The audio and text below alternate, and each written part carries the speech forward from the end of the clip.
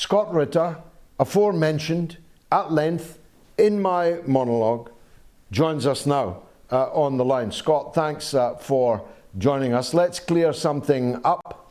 We're extremely worried about the whereabouts of Gonzalo Lira. Somebody said earlier that he was on your show today and that therefore he's safe and well. Can you confirm that? No, I don't have a show. In today's, you're the first person I've talked to in in an official capacity today beyond my family. It's Easter Sunday. The last time I had any interaction with Mr. Lira was on Friday, and that was only by following his Telegram feed.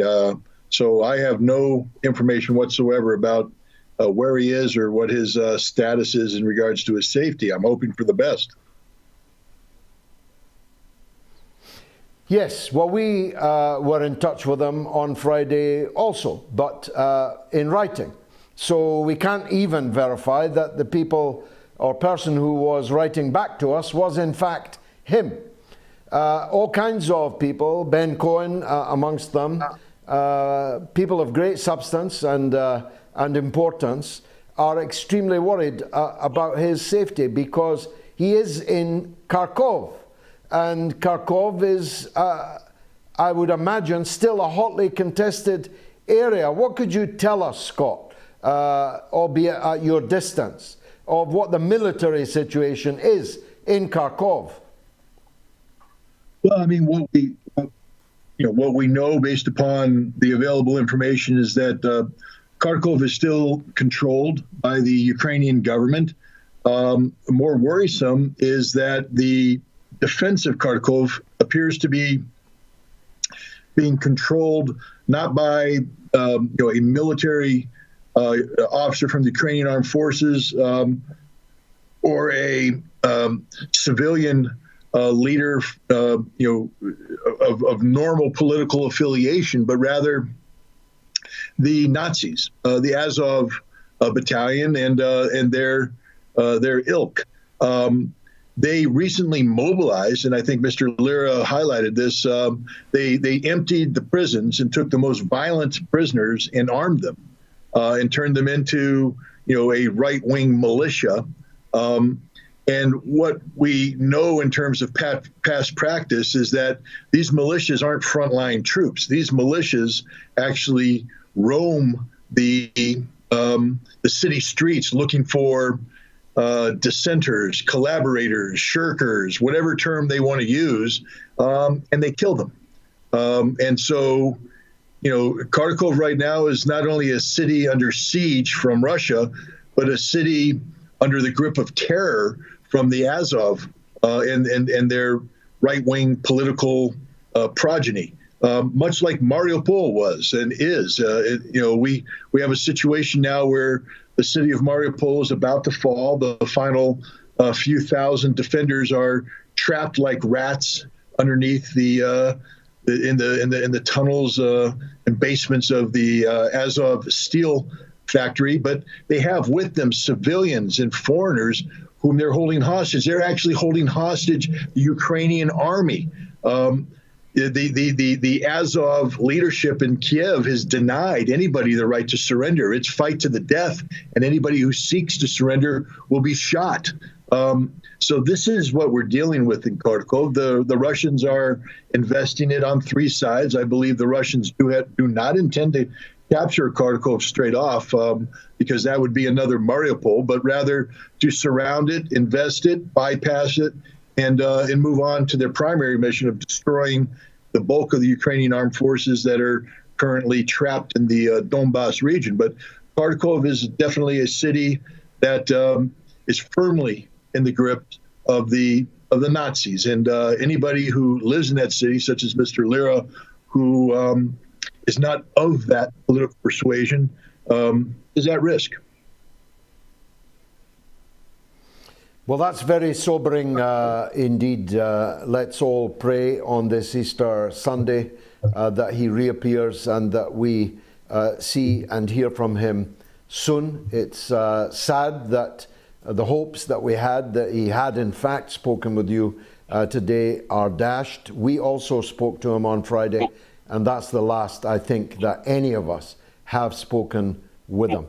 I don't know if he could have escaped from Kharkov and might reappear somewhere else, or that some harm has befallen him. We must ask the Chilean government, whose citizen he is, to do everything that they can to demand to know what's happened to him. And let's put him to one side with the most earnest of prayers for his safekeeping. And let me ask you about the military situation in general.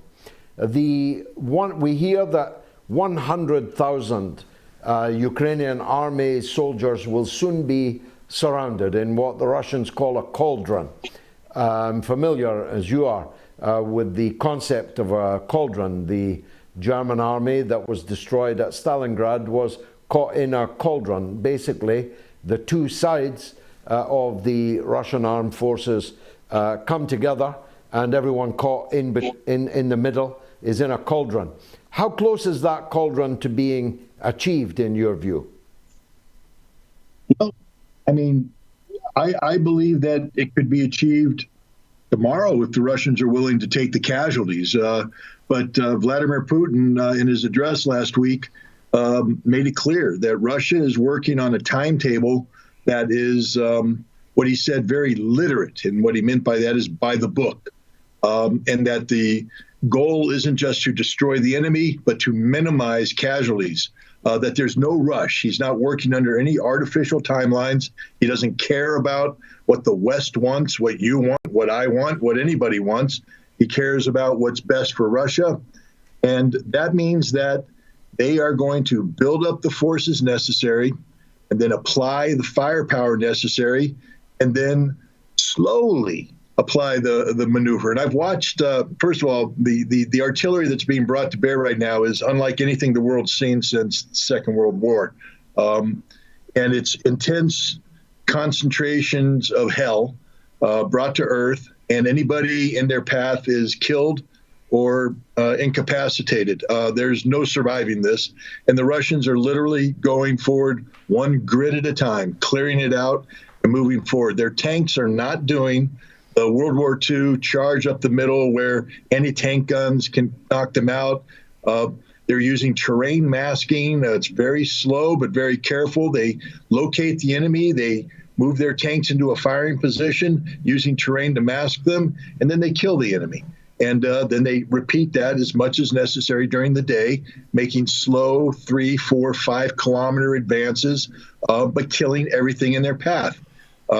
This is what's happening. And I think sooner rather than later, we're going to see the southern pincer and the northern pincer come together. And when they do, there will be a very, very desperate situation for the Ukrainians. And again, we go back to the Battle of Mariupol as an example. The Ukrainian government has been deceiving its people about what has happened there, the casualties they've suffered. The Russians have made it clear that they've killed upwards of 9,000 to 10,000 Ukrainian soldiers, and by the time this battle is over, they're going to be adding another 3,000 to 4,000. These are horrific numbers, and this is just in Mariupol. This doesn't include the 30,000 that they've killed elsewhere. And when these numbers become known, and they are known to the Ukrainian military, morale is just going to plummet. And when morale plummets in a military organization, troops tend to break, troops tend to run, troops tend to surrender. And I'm fairly confident that's what the future of the Ukrainian army is going to be in the next weeks, and in the weeks coming, that are coming. Let me ask you, if I may, about a strange thing that was reported today. We knew about Germany running out of tanks, couldn't send any more tanks. We know that Canada, which has been a big armorer of the Ukrainian armed forces, is itself running short of weapons. But we learned from the Pentagon that fully 1/3 of the American stockpile of anti-tank munitions had been given to Ukraine, and that Ukraine was getting through every single day a week's worth of anti-tank munitions. And yet unless you're going to correct me, I don't see much evidence that they've been taking out many tanks, which begs a question to me: what happened to all those American munitions? When you take a look, the Russians are starting to release the award citations for their soldiers for acts of heroism, and many of these are to tankers, and they talk about advancing under intense fire, receiving 3-4 different hits from Javelin missiles from the in-laws, and continuing to operate, maneuvering to destroy 6-8 of the Ukrainian vehicles. My point is, the Javelin against a stationary target, may kill or incapacitate that target. But the Javelin against a moving target appears not to have that much effect. And this isn't just a single award, it's repeated. These stories are repeated. They've also shown videos of their tanks being repaired, and they show where a tank has been struck, 3 times by Javelins or the in-laws, which is the British equivalent. And while there is scarring and there's some damage, the tank survives and the crew survives. So again, the world has allowed the Ukrainian government to create a narrative of the efficiency of the Javelin as a tank killer, when the reality is far different. Against a well-equipped, well-trained enemy that doesn't panic, the Javelin is a nuisance, and if the tank remains static, the Javelin can kill it. But if you're moving, and some of the more advanced Russian tanks have countermeasures that are designed for the Javelin and for the in-law. So I think what we've seen is a great deal of hype. I'm not going to minimize the lethality of any munition. This is war, and when you make a mistake, you die. And the Russians have made mistakes, and they've died, but not in the numbers that the Ukrainians have said. And their tanks are definitely not, butter to the hot knife of the Ukrainian Javelin. This has been a propaganda exercise in the extreme, and I believe that when this is all said and done, and the Russians start putting out their version of the story that's going on, we'll find that the Javelins weren't quite the game changer that the West proclaims it to be. But and more critically now, think about what you just said. 1/3 of the American arsenal has been used in a war that, although it's intense, is not as intense as a full-scale war between NATO and Russia would be, which tells me that the Americans are going to run out of all of their Javelins within a month of fighting Russia. And when that happens, there's nothing left. So I think NATO is waking up to the fact that war is an extremely wasteful proposition, meaning that you buy all these weapons and all this ammunition, and it gets expended rapidly. And unless you've bought a lot more, you've got nothing left over. And the Russians have prepared. They have the reserves. They have the ammunition. The Ukrainians have been receiving ammunition. A lot of it's being destroyed.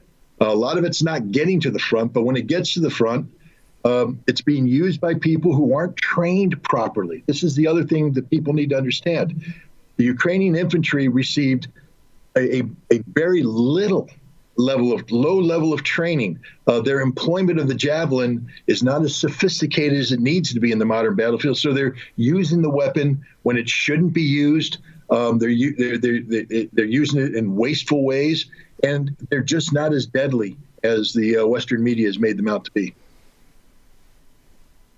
Scott Ritter, I'm much obliged to you. Thank you very much.